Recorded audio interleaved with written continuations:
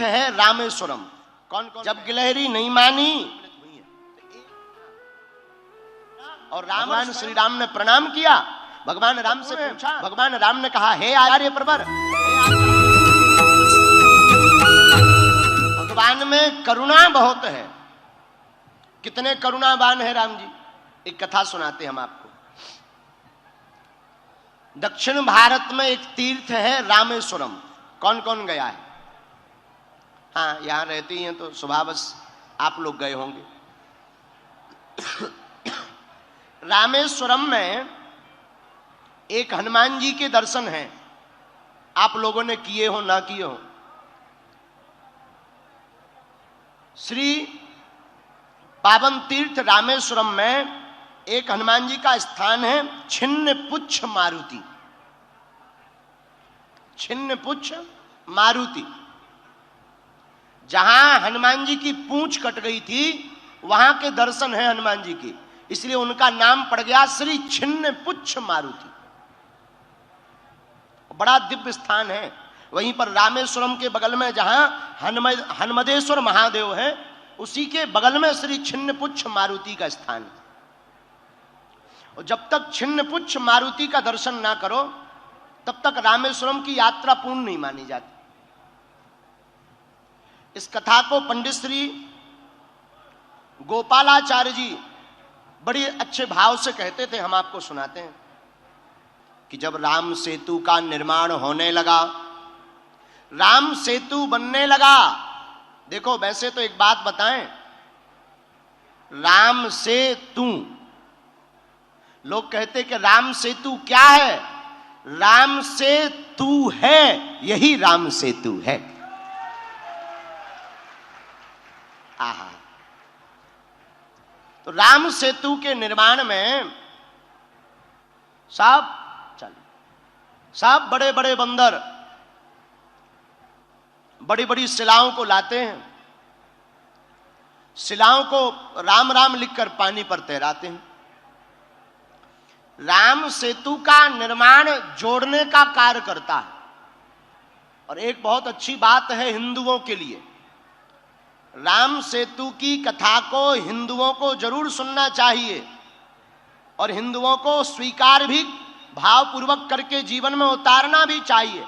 जब तक राम तुम्हारे हृदय में नहीं होंगे, तब तक पत्थर नहीं जुड़ पाए तो हिंदू कैसे एक हो पाएगा। जिस प्रकार राम राम लिखकर पत्थरों को एक कर दिया, उसी प्रकार हिंदुओं को अब एक होने का उपाय अगर कुछ है तो भगवान श्री राम और हनुमान की कथा है। जो राम कथा हनुमान कथा ही केवल हिंदुओं को एक पंडाल के नीचे बैठा सकती है। यहीं पर कितने लोग नहीं बैठे, वीआईपी बैठे, अति वीवीआईपी बैठे। क्या राजा, क्या प्रजा, कौन सा वर्ण, न क्षत्रिय न ब्राह्मण न वैश्य न सेवक, सब एक लाइन से बैठे हुए हैं। हम यही तुम्हें बताना चाहते भारत के लोगों कि भारत में कथाओं की बहुत आवश्यकता है। कि जब तक कथा नहीं होगी तब तक सामाजिक समरसता नहीं आएगी।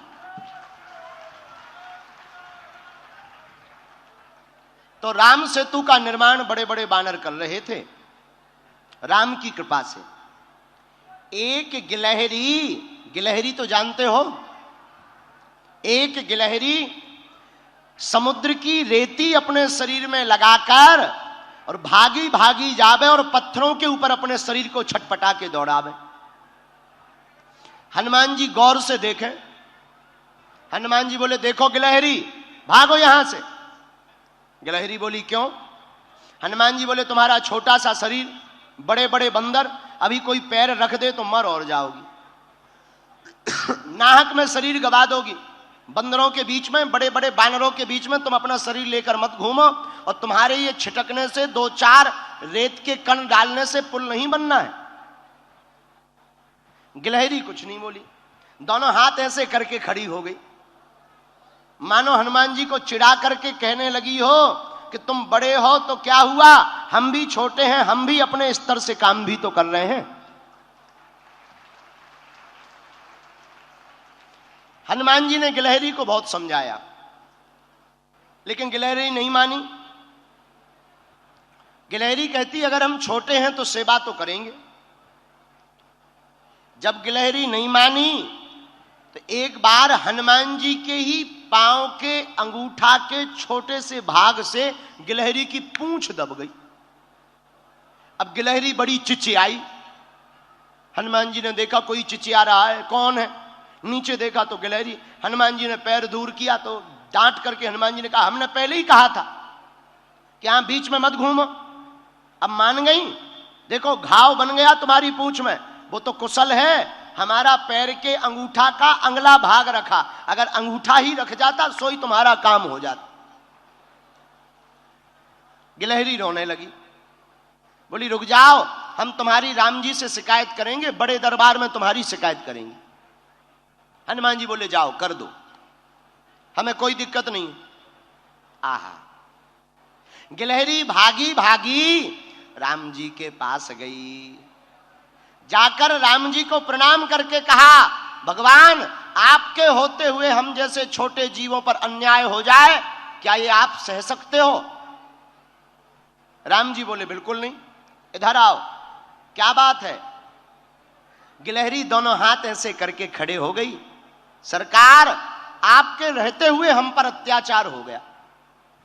क्या हुआ? हमारी पूंछ देखो। गिलहरी की भगवान ने पूंछ देखी, बोले ये घाव कैसे हो गया? महाराज ये एक बहुत बड़ा बंदर है आपके यहां, उस बंदर की करामात है ये।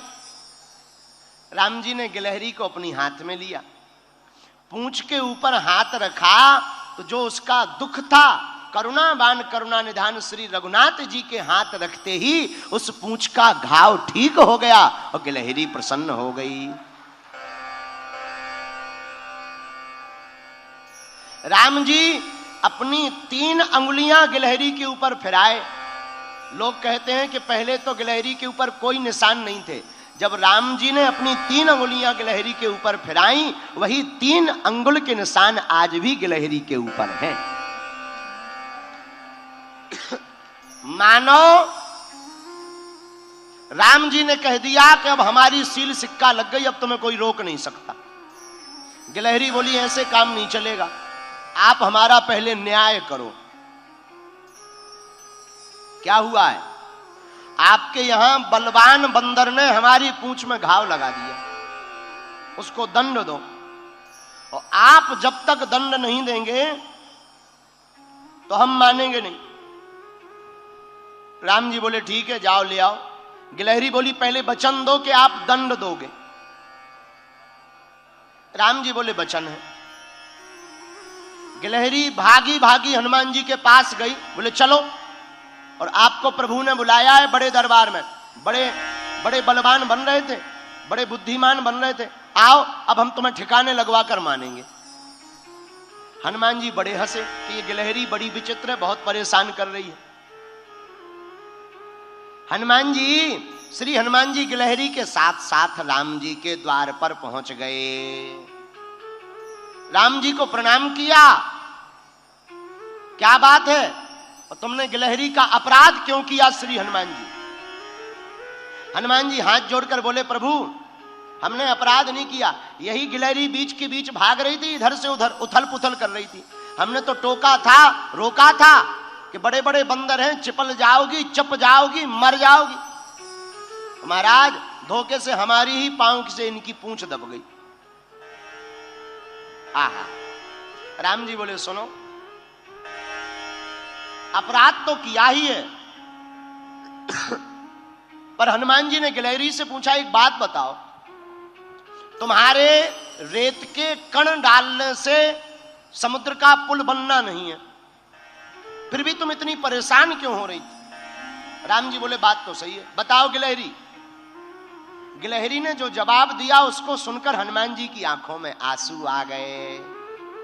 आहा, गिलहरी हाथ दोनों जोड़कर बोली राम जी हमें पता है कि हमारे कारण से पुल नहीं बनना है, लेकिन इन बांदरों ने, बंदरों ने, आपकी इस सेना ने बड़े बड़े पत्थर ला करके पुल बना दिया। 1200 किलोमीटर लंबा पुल बनाया है, महाराज 120 किलोमीटर चौड़ा राम सेतु। राम जी बड़े बड़े पत्थर लगे हैं, आपके चरण बड़े कोमल हैं। उन चरण कोमल जब आप पत्थरों में, पत्थर हैं ऊबड़ खाबड़, रखोगे कहीं चोट लग जाए, आपके चरणों से खून बहने लगे, तो ये बनते तो बड़े बुद्धिमान हैं तुम्हारे हनुमान जी, बड़े बुद्धिमताम वरिष्ठम ज्ञानिनामाग्रगण्यम सकल गुण निधानम वानराणामधीशम। पर इन्हें ज्ञान एक रत्ती का नहीं है, तुम्हारे हनुमान जी को ज्ञान एक रत्ती का नहीं है। हम छोटे जरूर हैं पर हमें ज्ञान ठीक ठाक है। राम जी बोले क्या ज्ञान है? बोले ये तुम्हारे बड़े बड़े बंदर बड़ी बड़ी सिलाएं लगा रहे, पर आपके चरण बड़े कोमल हैं, आप चलोगे तो कहीं पत्थर लग जाएगा, तो हम रेती जाकर के रेती उन पत्थरों की दरार में भरते हैं ताकि आपके चरणों में कोई चोट ना लग जावे। आहा, हनुमान जी को सुनकर आंखों से आंसू आ गए। अरे धन्य हो गिलहरी, आप धन्य हो, आपका भाव धन्य है। गिलहरी बोली ये सब बातें छोड़ो, अब ज्यादा मलाई मत मारो। प्रभु आपने कहा था कि हम दंड देंगे, आप इनको दंड दीजिए। इन्होंने हमारी पूंछ में घाव बनाया है, आप इनको दंड दीजिए। आहा हा। राम जी बोले बताओ क्या दंड दें?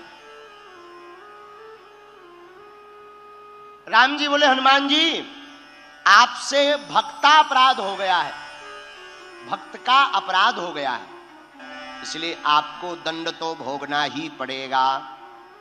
हनुमान जी बोले सरकार भाव इनका बहुत अच्छा है, अब जो भी आप दंड दें हमें सब स्वीकार है।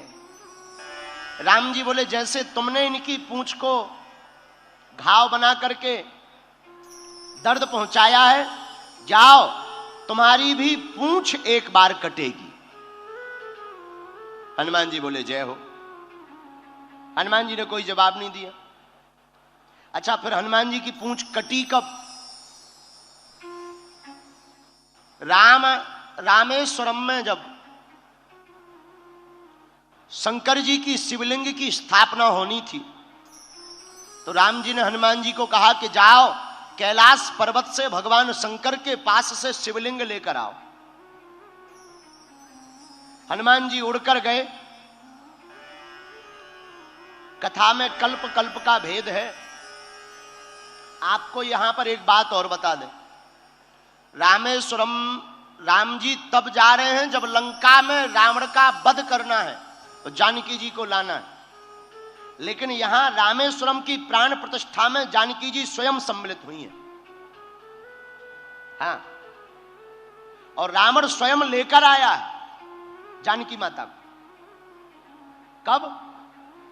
जब राम जी को शंकर जी की प्राण प्रतिष्ठा करनी थी तो विचार विमर्श हुआ कि विद्वान कौन है, कौन विद्वान है जो बढ़िया प्राण प्रतिष्ठा करता हो। तो जामवंत जी बोले बाकी तो सब ठीक है, वर्तमान में एक ही विद्वान है जो अपना शत्रु है, रावण। राम जी बोले शत्रु है तो क्या हुआ, अगर आचारत्व स्वीकार करे तो रावण को ही बुलाया जाए। तो जामवंत जी गए लंका रावण के पास, रावण से हाथ जोड़कर प्रार्थना की कि हम भगवान श्री राघवजू सरकार के दूत हैं और आपको आचार्य के रूप में आपके पास हमें प्रार्थना करने के लिए भेजा है, और आप हमारे प्रभु श्री राम को शिष्य रूप में स्वीकार करो और भगवान शंकर की प्राण प्रतिष्ठा करवानी है शिवलिंग की, क्योंकि आप शंकर जी के बहुत बड़े भक्त हैं। आप सुनकर चौंक जाएंगे। रावण तैयार हो गया। रावण जानता था कि वही राम है जिनको हमसे युद्ध करना है, जिनकी पत्नी का हम हरण करके आए। लेकिन रावण ने कहा जामवंत जी जाओ, आप अपने राम जी से कह देना कि पंडित जी तैयार हैं और यह प्राण प्रतिष्ठा करवाने के लिए रामेश्वरम आ जाएंगे। लेकिन एक बात बताओ, हमारे यजमान के पास सामग्री तो पूर्ण है, क्योंकि जो सामग्री पूर्ण ना हो वो पूर्ण करने की जिम्मेदारी आचार्य की होती। सामग्री तो पूर्ण है। अब जरा शब्द शैली पर गौर करना। जामवंत जी हाथ जोड़कर बोले हे राजा रावण, आचार्य रावण, हे श्रेष्ठ विद्वान रावण, सामग्री तो पूर्ण है, लेकिन हमारे स्वामी प्रभु श्री राम की पत्नी का हरण कोई लंका का राजा रावण हरण करके ले गया। तो पत्नी भर नहीं है, बाकी सब है। अब जरा जवाब सुनना रावण का। बोले चिंता मत करो जामवंत जी, हमारे यजमान राम से कह देना कि आचार्य रावण स्वयं लंकाधिपति रावण से कुछ देर के लिए जानकी जी को उधार लेकर के आएगा। महाराज आप सुनकर चौंकेंगे। आश्चर्य वाली बात यह है कि रावण माता जानकी को पुष्पक विमान पर लेकर के रामेश्वरम आया, उतरा, भगवान श्री राम ने प्रणाम किया, भगवान राम से पूछा क्यों, सामग्री तो पूर्ण है। भगवान राम ने कहा हे आचार्य प्रवर, हे आचार्य श्रेष्ठ रावण, बाकी सामग्री तो है, बस पत्नी नहीं है, पत्नी के बिना यज्ञ अधूरा होता है। तो आचार्य रावण ने कहा चिंता मत करो यजमान राम, हम लंकाधिपति रावण से तुम्हारी पत्नी को कुछ देर के लिए लेकर आए। पुष्पक विमान पर श्री जानकी जी विराजमान, वापस आए, हनुमान जी वहां शिवलिंग लेने के लिए गए। मुहूर्त निकला जा रहा था, तो राम जी ने कहा मुहूर्त निकल ना जाए, देवी जी कोई उपाय करो। तो माता जानकी जी ने अपने हाथों से शिवलिंग रेती का बना दिया और मंत्रों से आचार्यों ने, ऋषियों ने रामेश्वरम की प्राण प्रतिष्ठा करा दी। तब तक हनुमान जी आ गए। हनुमान जी शिवलिंग लेकर आए। महाराज आपने कहा था लेकर आओ, हम तो आ गए, लेकिन आपने तो प्राण प्रतिष्ठा ही करा दी, हमें बड़ा दुख हुआ। हनुमान जी के भाव को देखकर राम जी बोले परेशान मत हो, एक काम करो, तुम ये शिवलिंग जो रेती वाला है, बालू का बना हुआ, रेत का, इसे उठाकर उसकी जगह ये कैलाश पर्वत वाला रख दो। हनुमान जी तो रामदूत अतुलित बलधामा अंजनी पुत्र पवन सुत नामा। श्री हनुमान जी महाराज रामदूत हैं, अतुलित बलधामम हेम शैला विदेहम धनुजवन कृशानु ज्ञानी नामाग्रगण्यम। हनुमान जी अतुलनीय बल के धाम है। हनुमान जी ने पूरा बल लगाया, लेकिन शिवलिंग उखड़ा नहीं, उठा नहीं। यहां तक कि जितना बल हनुमान जी के पास था उठा नहीं। हनुमान जी ने अपनी पूंछ लगाई, पूंछ से शिवलिंग को पूंछ में लपेटा। कुछ संत कहते हैं कि आज भी रामेश्वरम में जलहरी में हनुमान जी की पूंछ के निशान बने हुए। तो हनुमान जी ने अपनी पूंछ लगाई रामेश्वरम महादेव में और ताकत लगाई। तो भैया शिवलिंग तो उठा नहीं, शिवलिंग तो उखड़ा नहीं, हनुमान जी की पूंछ टूट गई, पूंछ छिन्न हो गई, टूट गई। हनुमान जी बोले जय सिया राम। राम जी बोले कहो हनुमान जी। हनुमान जी बोले पूंछ ही टूट गई। लेकिन एक बात बोले, हनुमान जी की पूंछ टूट जरूर गई पर जुड़नी भी है। बोले क्यों? बोले पूंछ हमारी नहीं, पूंछ तो प्रभु श्री राम से हमारी है। हनुमान जी कहते हैं हमें कौन पूछता है, प्रभु श्री राम से ही तो है पूंछ हमारी।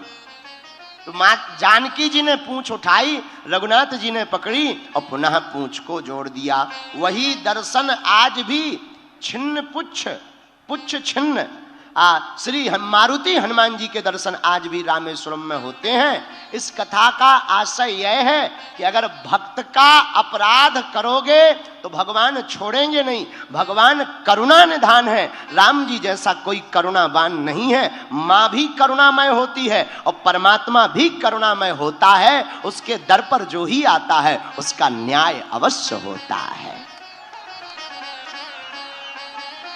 बोलो सीताराम। जोर से बोलो और जोर से बोलो।